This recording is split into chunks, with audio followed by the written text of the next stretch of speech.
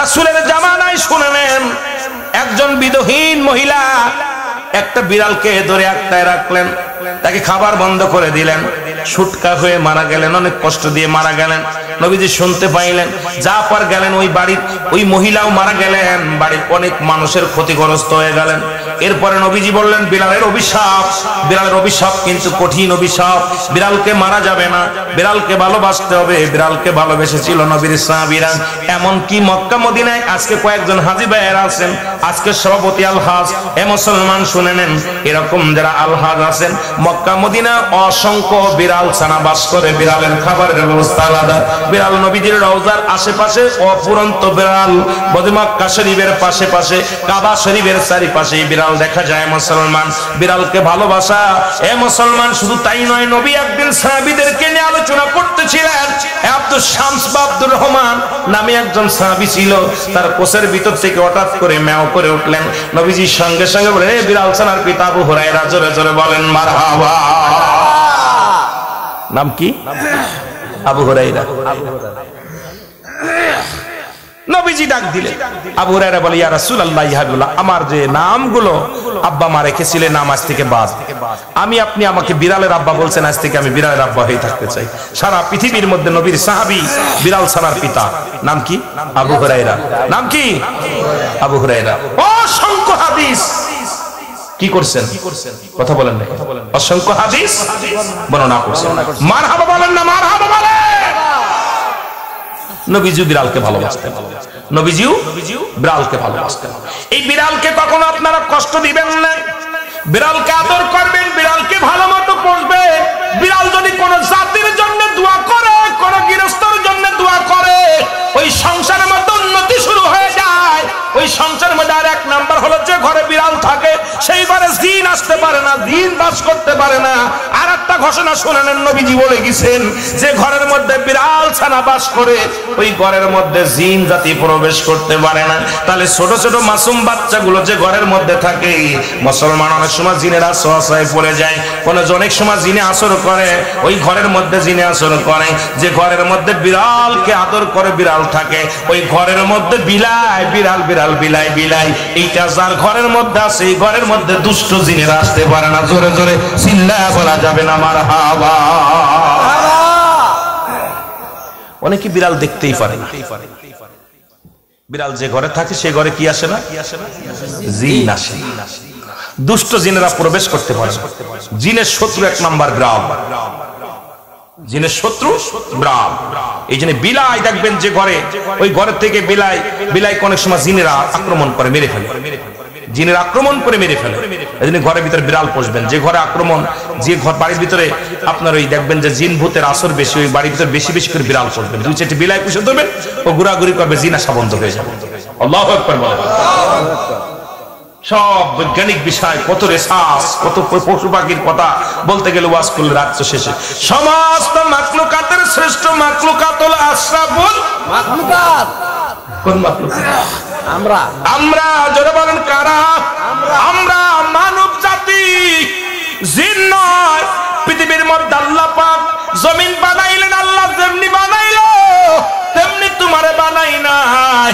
আমার আল্লাহ কয়, বান্দারে আমি আসমান যেমনি বানাইলাম তোমার এমনি বানাই নাই, এই মাটি যেমনি বানাইলাম এমনি তোরে বানাই না,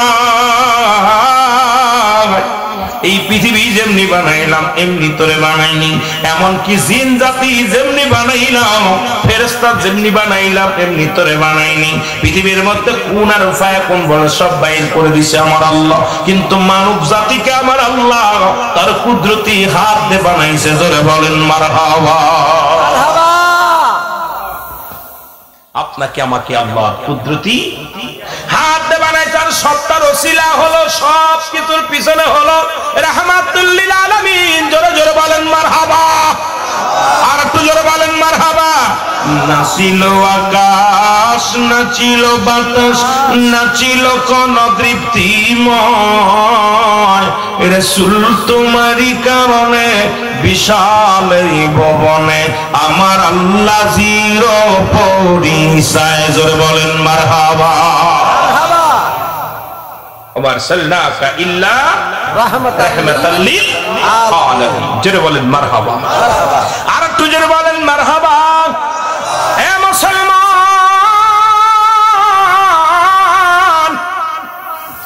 এখন মহাপবিত্র ঈদে মিলাদুন নবী। ঈদ মানে আনন্দ, মিলাদ মানে ধর্ম বৃত্তান্ত। আজকের পোস্টার ওয়াজগুলো করেই তো শেষ করতে পারবো না। সব কিছুর মূলে নবী, কবরে নবী, মিজানে নবী, ফুলসিরাতে নবী, হাসরের ময়দানে নবী, সংসার জীবনে নবী, হায়াতের জিন্দেগিতে নবী। আপনার বন্দেগীর মধ্যে নবী, নবী বিনা কোনো বন্ধু নাই, নবী বিনা কোনো বান্ধব নাই, নবী বিনা কোনো দরদি নাই। এই নবীর ঈদে মিলাদুন নবী ঈদ হলো ঈদ মুসলমানদের ঈদ কয়টা জানা আছে? জোরে বলেন মুসলমানদের ঈদ কয়টা? মুসলমানদের ঈদ হলো 5টা। কয়টা? জোরে বলেন কয়টা? বাবা তাড়াতাড়ি আলোচনায় যেতে হবে, দেরি করলে লস হবে। মুসলমানদের ঈদ কয়টা? 5টা ঈদ। তার মধ্যে যদি 2টা বলেন তাহলে ঈদে মিলাদুন নবী কই বলেন? ঈদ মানে আনন্দ, মিলাদ মানে জন্ম বৃত্তান্ত। যারা ঈদে মিলাদুন নবী মানে না তাদের জন্য একটা দলিল আমি দিয়েছি সূরা ইখলাস। ঠিক কিনা? জি। আমার নবীর আব্বার নাম আব্দুল্লাহ, মার নাম আমেনা, দাদার নাম আব্দুল মুতালিব, দাদির নাম ফাতিমা।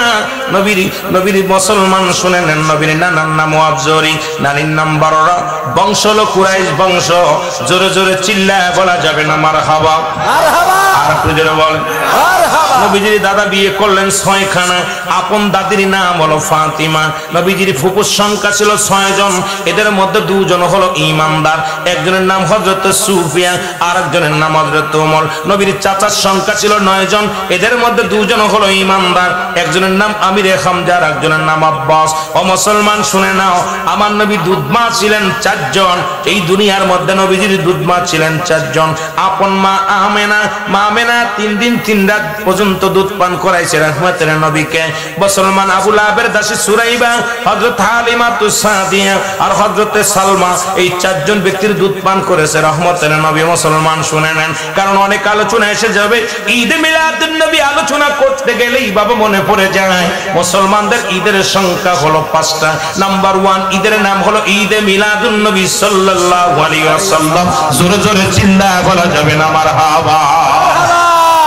নাম্বার ঈদের নাম হলো ঈদে মিলাদুন নবী সাল্লাল্লাহু আলাইহি ওয়াসাল্লাম। 2 নাম্বার ঈদের নাম হলো ঈদুল ফিতর। 2 নাম্বার 3 নাম্বার ঈদের নাম ঈদুল ফিতর, ঈদুল আযহা। 4 নাম্বার ঈদের নাম হলো ইয়াউমুল জুম্মা। 5 নাম্বার ঈদের নাম হলো আরাফাতের ময়দান। এই 5টা ঈদ হলো মুসলমানদের। 1 নাম্বার ঈদ হলো ঈদে মিলাদুন নবী সাল্লাল্লাহু আলাইহি ওয়াসাল্লাম। আজকে যিনি সবচেয়ে বড় ঈদ হলো নবীর আগমন। নবীর আগমন আল্লাহ বলে আলাম ইয়াজিদকা ইয়াতীমান ফা। আল্লাহু আকবার। নবী দুনিয়ার মধ্যে আসছে এতিম অবস্থা, ঠিক কি না? আরো জোরে বলেন, আরো জোরে বলেন আল্লাহু আকবার। আল্লাহু আকবার। তাহলে ঈদ মানে আনন্দ, মিলাদ মানে ধর্ম বৃত্তান্ত। এখন যে কাটটা মৌলবী কয় ঈদের মিলাদুন নবী মানে না, ও মৌলবী শোন, ভালো করে শোন। স্রষ্টার কোনো নাই, জন্ম নাই, সৃষ্টির জন্ম আছে। স্রষ্টা হলো আমার আল্লাহ, সৃষ্টি হলো আমরা। এই সৃষ্টি জগতে আমার আল্লাহর আব্বার নাম কি? তাড়াতাড়ি বলেন। আল্লাহর আব্বার নাম কি? নবীর আব্বার নাম কি? জোরে কইতে হবে। আপনারা একদম বোমা মারবেন, কারণ বাবারা শুনে নেন, ওই সমস্ত কাক মৌলবীকে ধরবে না। আপনারা মৌলবী লাগবে না, আলাউদ্দিন ভাই লাগবে না, শরীফুল ভাই লাগবে না, বাদানদের সানাউল্লাহ ভাইয়ের লাগবে না, আমাদের সভাপতি সাহেবের লাগবে না, শহীদুল্লাহ কাদি সাহেবের লাগবে না। আমার শ্রোতারা যারা আছেন গো, আলোচনা থেকে বাড়ি যাবেন, বাড়ি যায় কাক মৌলবীরা আপনারাই সাইজ করতে পারবেন। একবারে জিগাইবেন আমার আল্লাহ বলেন না, আল্লাহুস সামাদ লাম ইয়ালিদ ওয়া লাম ইউলাদ ওয়া লাম ইয়াকুল লাহু কুফুয়ান। আল্লাহ বলে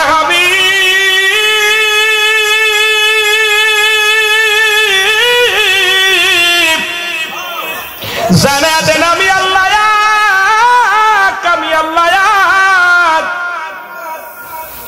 আমি কারো থেকে জন্ম নিই নাই, কারো থেকে জন্ম দিই নাই, কারোর জন্ম দিও নাই, নিও নাই। সুতরাং আমার নবীর আব্বার নাম আব্দুল্লাহ, মার নাম আমেনা। নবী জন্ম নিছে আব্দুল্লাহ এবং আমেনার মাধ্যমে। জোরে কোন ঠিক কিনা? এ মৌলবী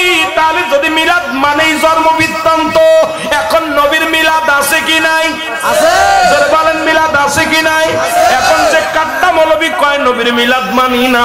আমি কই কাটটা উহা ভিতর কথা মানবো না, জোরে কোন ঠিক কি না? কারণ নবীর মিলাদ আছে, মিলাদ শব্দের অর্থই জন্ম বৃত্তান্ত। আমার নবীজি দুনিয়ার মধ্যে আছে, তার বাবা ছিল, মা ছিল, দাদা ছিল, বংশ ছিল, দাদি ছিল, নানা ছিল। আল্লাহর জন্ম নাই, নবীর জন্ম আছে। স্রষ্টার জন্ম নাই, সৃষ্টির জন্ম আছে।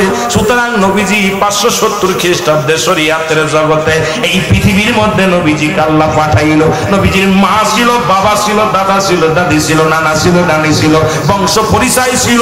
আল্লাহর পরিচয় কি মৌলবি আগে বলো, তারপরে আমরা মিলাদ অস্বীকার করবো, জোরে কোন ঠিক কিনা?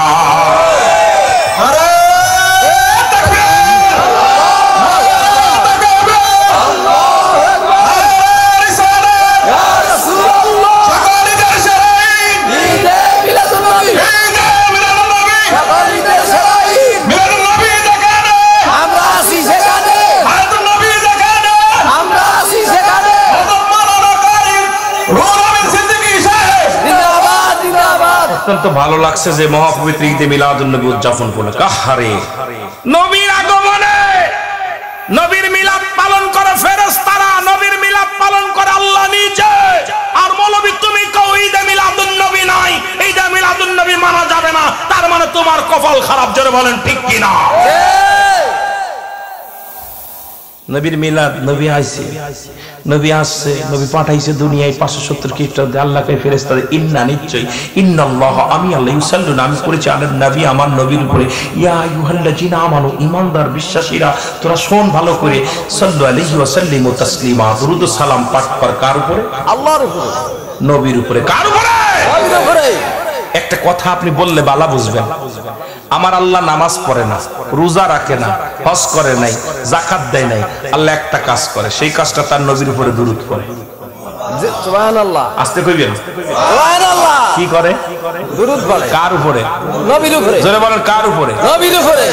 আমার কথা না কোরআনের কথা? কোরআনের কথা। আল্লাহ কয় ইন্না নিশ্চয়, নিশ্চয় ইন্নাল্লাহ আমি আল্লাহ ইউসাল্লুনা আমি পড়েছি আলান নবী আমার নবীর উপরে। এখন কত বেল পড়েছে তা বলে নাই, কইছে 1 ঘন্টা, জি না 2 ঘন্টা, জি না সারাদিন, জি না সারা রাত, জি না কত সময়, কত মিনিট, কত সময় পড়বে? আল্লাহকে সদা সর্বদাই, সদা সর্বদাই 24 ঘন্টায় নবীর দুরূদ পড়ে আল্লাহ। সুবহানাল্লাহ কইতেন নি? ফেরেশতারা পড়ে। কারা পড়ে? ফেরেশতারা। আর আমরা কই না জায়েজ। আরে কপাল পুরা, আরে কপাল পুরা। তোদেরকে কেমনে বুঝাইবো? তোদেরকে বুঝাইতে হলে দরকার এখন বাকারা শরীফ, বুখারী না, জোরে কোন ঠিক কি না? চেনেন নি এটা? চিনি। কথা কয় এটা চেনেন? চিনি। বাকারা দে সোজা করা লাগবে, বুখারী না। বড় কষ্ট, এটা কুরামিন লাঠি, কইনায়া কথা বুঝেননি? সাইজালা লাঠি দিয়ে পিটাইতে হবে বান্দরের মতো। বড় কষ্ট লাগে যে আমার নবীর সম্মানকে যারা ছোট করে, আজকে তাদের কপাল। আজকে বাংলাদেশে বাস কইরা, পৃথিবীর বুকে বাস কইরা তোরে মানুষ গরু বানায় নাই, ছাগল বানায় নাই, আল্লাহ তোরে মাকলুকাত বানাইছে, আশরাফুল মাকলুকাত, শ্রেষ্ঠ মাকলুকাত। ওই আমার নবীর বিরোধিতা করিস। অন্যান্য নবীর আমার নবীর উম্মত হওয়ার জন্য আফসোস করছে। কথা কয় না কেন? অন্যান্য নবীরা বলছে আল্লাহ আমরা নবী থাকতে চাই না, আমার ওই নবীর উম্মত বানাও। আর সেই নবীর বিরুদ্ধে যারা করে না, মানব না দানব? দানব। দানবেও করে না। সমস্ত মাকলুকাত প্রশংসা করে কার? নবীর। নবীর। আবার এটা কইছে, এটা এর সবচেয়ে বড় কষ্ট। মুহাম্মদ নাম যতই জপি ততই মধুর লাগে, ওই নামে এত মধু আছে কি জানি তো আগে। মুহাম্মদ নাম যতই জপি ততই মধু লাগে, ওই নামে এত মধু আছে কি জানি তো আগে। কানার কানা, কানার কানা। রাজ্জাক বিন ইউসুফ দেখলাম কথাটা বলতে, আমার নামটা বলতে চাইছিলাম তাও বললাম। এই কানাই বলল কাজ্জাবের আব্বা, বলতেছে মুহাম্মদ নাম নিওয়াই শিরক। নাউজুবিল্লাহ। চিন্তা করছেন? কাজী নজরুল ইসলাম কাফের, আর এই সঙ্গীত যারা কবে তারাও কাফের। কোন দেশে বাস করতেছেন আপনারা? কোন দেশে বাস করতেছেন? যারা নবীর নাম নিলেই নাকি কাফের হয়ে যাবে। বড় কষ্ট লাগে তখন, যারা কত বড় ঈমান নিয়ে চলতেছে সমাজ। আমার ভাইয়েরা, আমার বন্ধুরা, আমার গভীর মনোযোগ। মানুষ। আমি আপনাদেরকে বলে যাই, যে সমস্ত উলামায়ে ইকরাম নবীর শানকে ছোট করে, নবীর শান, নবীর মানকে যারা ছোট করে দেখে, তারা আলেম নয়, তারা এই জামানার জালেম। কারণ নবীজির প্রশংসা করলে গুনাহ হবে না, সওয়াব হবে। জোরে বলেন ঠিক কিনা? কি হবে? সওয়াব হবে। এখন বর্তমান জামানার আমি আলেমদেরকে বলে যাই, তুমি যদি না পারো নবীর প্রশংসা করতে নীরব থাকো, কিন্তু রাসূলুল্লাহর বিরোধিতা করো না। আমার নবীর শানের উপর আঘাত দিও না, আমার নবীরে কষ্ট দিও না। আমার নবীরে কষ্ট দিলে সইবে না আমার আল্লাহ, আমার নবীরে কষ্ট দিলে সইবে না আমার আল্লাহ।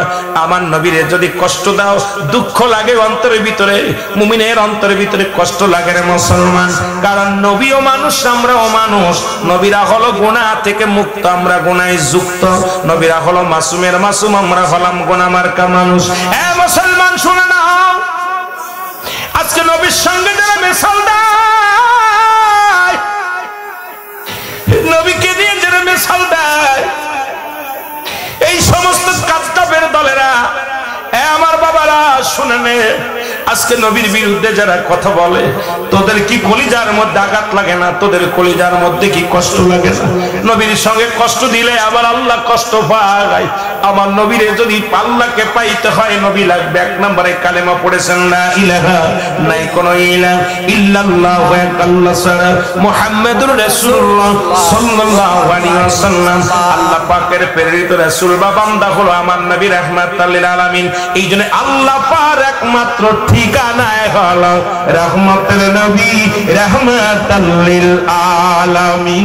জোরে জোরে চিল্লায়া বলা যাবে না মারহাবা।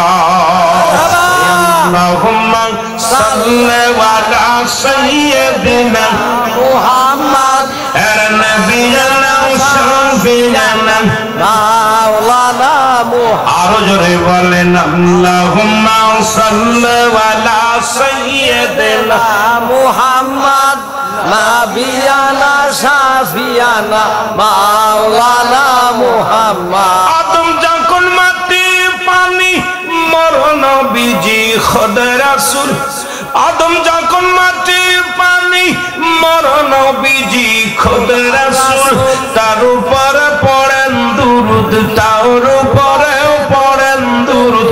আল্লাহ ফেরেশতা কুন আল্লাহুম্মা সাল্লি আলা সাইয়্যিদিনা মুহাম্মদ নবিয়ানা শাফিয়ানা মাওলানা মুহাম্মদ।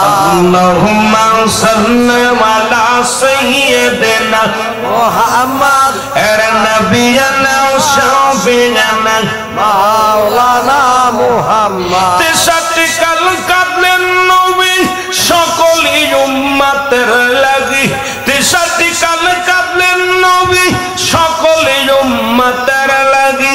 এখনো কাঁদেন নবী, এখনো কাঁদেন নবী, শুইয়া সোনার মদিনায়। আল্লাহুম্মা সাল্লি আলা সাইয়্যিদিনা মুহাম্মদ নবিয়ানা শাফিয়ানা মাওলানা মুহাম্মদ। এ দুনিয়ার মুসলমান,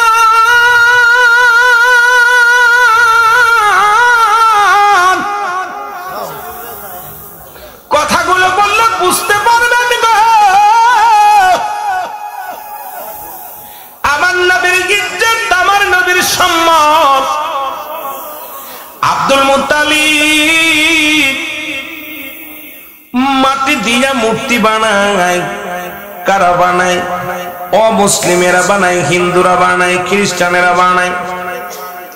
কাবা ঘরে তখন 360টি মূর্তি পূজা হয়। আব্দুল মুত্তালিব ওই রাস্তা দিয়ে গায়ে যাইতেছিলেন, হঠাৎ করে দেখে কাবা ঘরের মূর্তিগুলো মাথা নত হয়ে গেছে।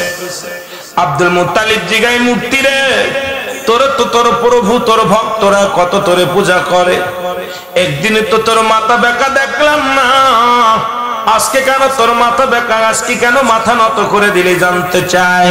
এর মূর্তির জবান খুলে গেছে, ডাকতে বলে, আব্দুল মুত্তালিব তোমার জানা নাই এই পৃথিবীর মধ্যে আমাকে এইখান থেকে কাবা ঘর থেকে সরানোর জন্য নবীদের নবী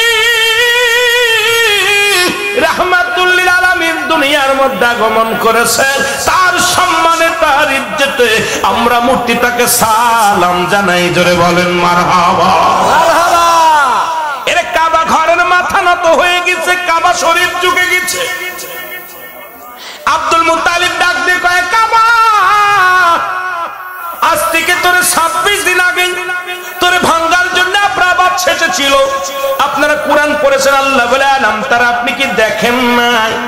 নবী তো তখনও আসেন নাই, পুরো দুনিয়াতে শরিয়াতে নবী তখনও আসে নাই।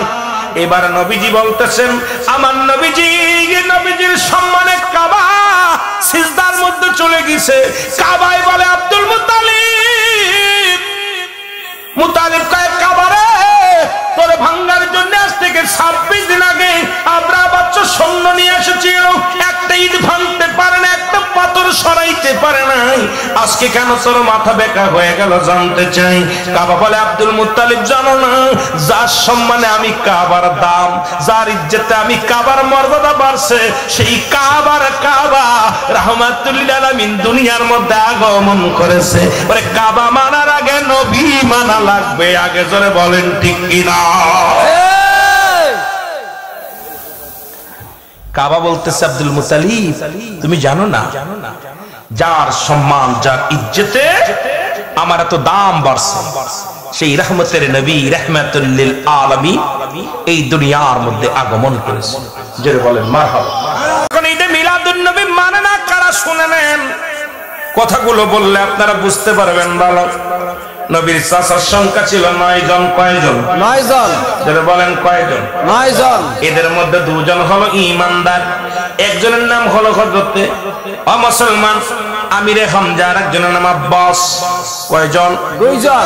বাদ ছিল কয়জন? 7 জন। কয়জন? 7 জন। এই 7 জনের বংশধর যারা, এই 7 জনের ঔরসজাত থেকে যারা দুনিয়ার মধ্যে আগমন করেছে, আজও পর্যন্ত এদের বংশের ভিতর থেকে যারা দুনিয়ার মধ্যে আগমন করেছে, ওই 7 জনের বংশধর যারা আমার নবীর তাজিম করবে না তারা, আমার নবীর সম্মান করে না তারা, আমার নবীর মিলাদ কিয়াম করবে না তারা, আমার নবীর দুরূদ পড়বে না তারা, আমার নবীরে ছোট করলে তারা মজা পায় তারা, এই 7 জনের বংশধর যারা ঈদে মিলাদুন নবী কিয়ামত পর্যন্ত মানবে না তারা। জোরে বলেন ঠিক কিনা? এই 7 জনের বংশধর যারা, সে যত বড় আলেম হোক, যত বড় মুফতি হোক না কেন, নবীর নাম শুনলেই তাদের অন্তরের ভিতরে দুঃখ লাগবে, কষ্ট লাগবে। এই 7 জনের বংশধর যারা জীবনেও নবীর মিলাদ পড়বে না, নবীর দুরূদ পড়বে না, দেখবেন আয়াত দুরূদ ইব্রাহিম পড়ে আলোচনা শুরু করে দেয়। উম্মাত হলো আমার নবীর দুরূদ পড়ে ইব্রাহিম নবী, আর ইব্রাহিম নবীর যিনি সবাই ফন্না দিবে আমার নবীর কাছে, রাহমাতুল লিল আলামিনের কাছে। তারা বলেন ঠিক কিনা? আর দুজনে বলেন ঠিক কিনা? কিন্তু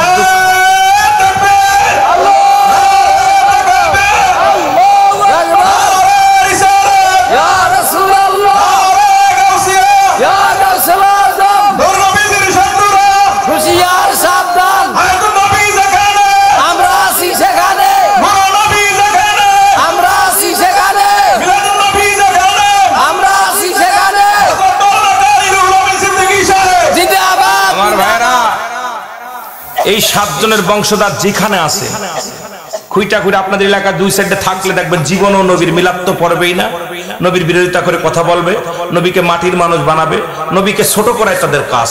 নবীকে যেভাবে ছোট করলে তাদের যত ছোট করে তারা মনে তৃপ্তি পায় তত।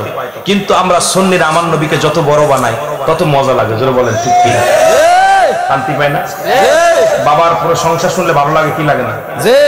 দাদা বাবার দুর্নাম শুনলে কষ্ট লাগে না? লাগে। আমার আপনার নবী রহমতের নবী, যিনি শাফায়াতের একমাত্র কান্ডারি, দরুদী নবী, তার শান উপরে মানের উপরে কষ্ট যারা দেয় এরা আসলে মানব দানবের মধ্যে পড়ে না। জোরে বলেন ঠিক কিনা? আমার ভাইরা, আমার বন্ধুরা, শুধু তাই নয়, রাসূলুল্লাহ ফুপুর সংখ্যা ছিল 6 জন, এদের মধ্যে ইমানদার হলো 2 জন। একজনের নাম হলো হযরত সুফিয়া, আরেকজনের নাম হযরত ওমর। বাকি চারজন নবীকে মানতে পারে নাই। তারা ধারণা ছিল আমার নবী। আরে আব্দুল্লাহর বেটা মুহাম্মদ, তারে তো আমরা লালন পালন করলাম, আলাউদ্দিন আবার কেমনে বক্তা হয়?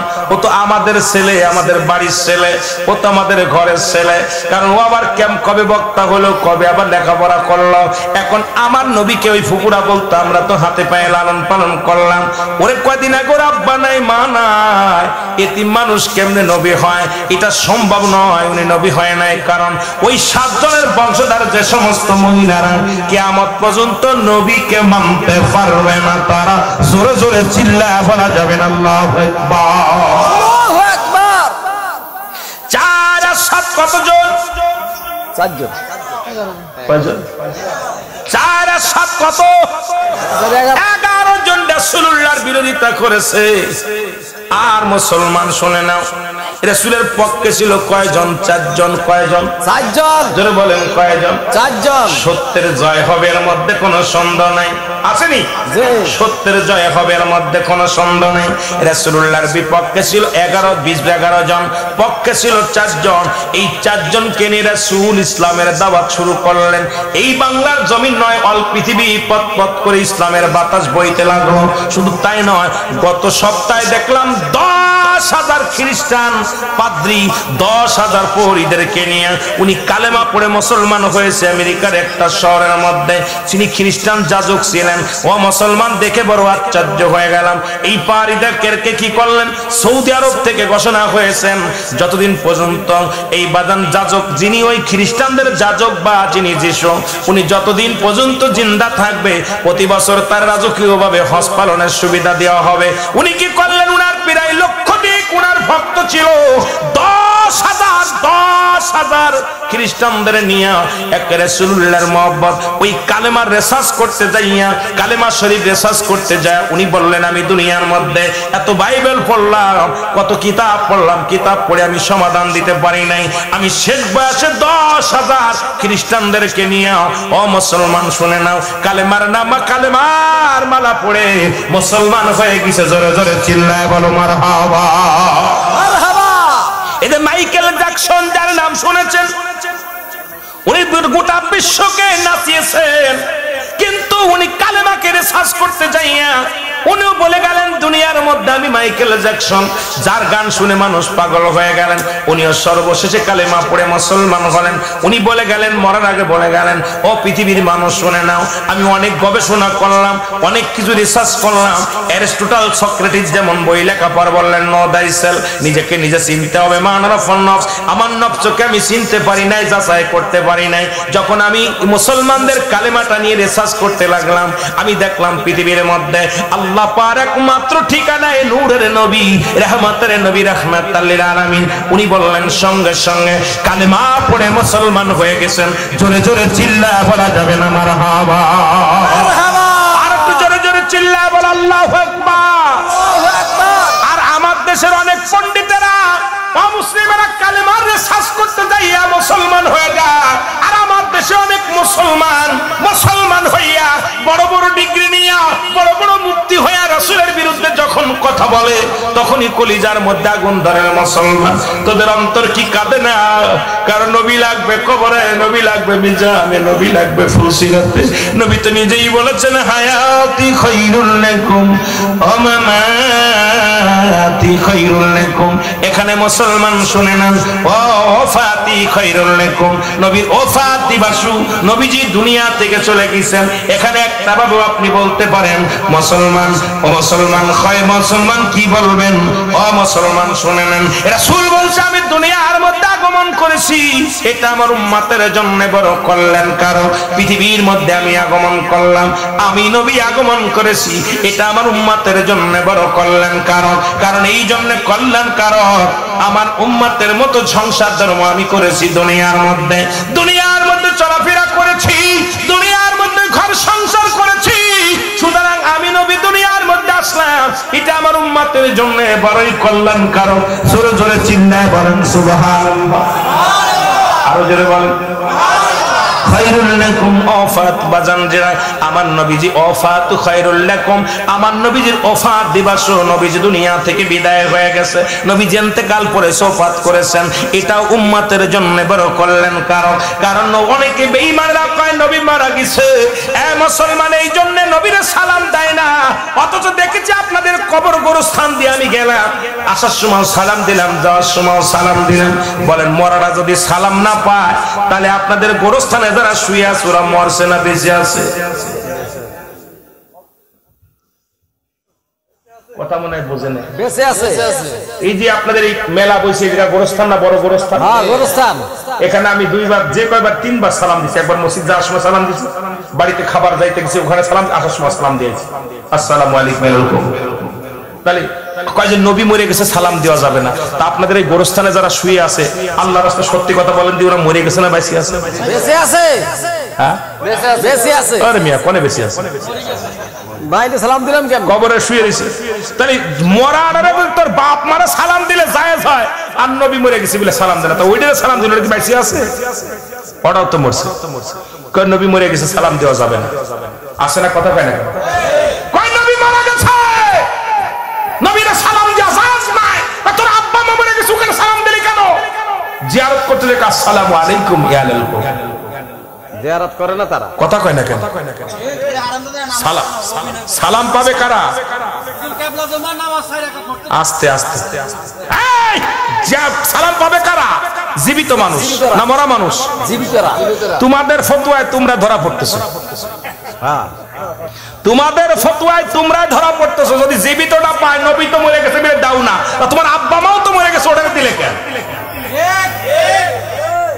ওই তোমার নবী সাইদি কি তোমার আব্বা মার পাওয়ার বেশি না কথা কয় না কেন নবীজির চাইতে আর কারো পাওয়ার বেশি না তাহলে নবীরে সালাম দাও কাছে মরে গেছে বলে সালাম দাও না তাহলে বাড়ির পাশে গোরস্থানে যে সালাম দিলা আসলে বড় কষ্ট ওদেরকে আসলে কি যে সাইজ করার দরকার মাঝে মাঝে বুঝি না যাদের কি যে সাইজ করব যে নিজের বেলায় 16 আনা আর একজনের বেলায় 18 আনা কথা বুঝেন আমার ভাইরা আমার বন্ধুরা আমার গভীর মনোযোগ নবীর প্রেম যার অন্তরে যতটুক তার ঈমান বলতে ততটুক নবীর প্রেম ভালোবাসা যার অন্তরে নাই তার ঈমান বলতে কিছু নাই আমার নবী বলেন আমার নবী কি বলেন ওয়াফাতি খায়রুন লাকুম আমার ওয়াফাতটা হলো উম্মতের জন্য কল্যাণকারক সুবহানাল্লাহ বলেন সুবহানাল্লাহ আমি ওয়াফাত নিলাম দুনিয়া থেকে বিদায় নিলাম এটা আমার উম্মতের জন্য কল্যাণকারক কেন না আমার উম্মতিরা যদি পৃথিবীর মধ্যে কোনো ভালো কর্ম করে আমি নবীর সঙ্গে সঙ্গে প্রশংসা করি আল্লাহর কাছে আবার যদি কোনো ব্যক্তি দুনিয়ার মধ্যে যদি কোনো ভালো অন্যায় ভালো কি করে গুনাহ কাজ করে সঙ্গে সঙ্গে আমি নবীজি আমার উম্মতের জন্য আমার আল্লাহর দরবারে ইস্তেগফার করি ক্ষমা চাই এমন নবীর পক্ষে থাকার দরকার আছে কিনা রে ভাই